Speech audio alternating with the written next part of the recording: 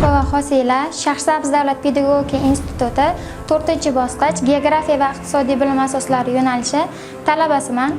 Shu bilan birgalikda hozirgi kunda institutimizda tashkil etilgan Qalqon jamoasi qizlar sardori lavozimida faoliyat yuritaman.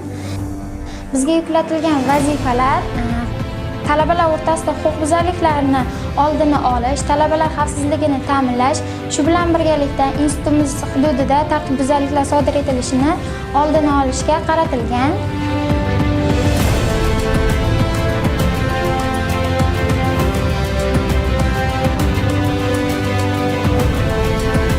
Qalqon jamoasida faoliyat olib borish men va men kabi yoshlarga o'zgacha faxr tuyg'usi hamda katta mas'uliyat yuklaydi. Qalqon jamoasi tashkil bo'lgandan buyon biz tutorlarga ham juda ham yordam bo'ldi ancha. Ijara xonadonlarida, talabalar turar joylarida kechdi kech, kunduzni kunduz demasdan ular xizmat qilishib yonimizda turishibdi.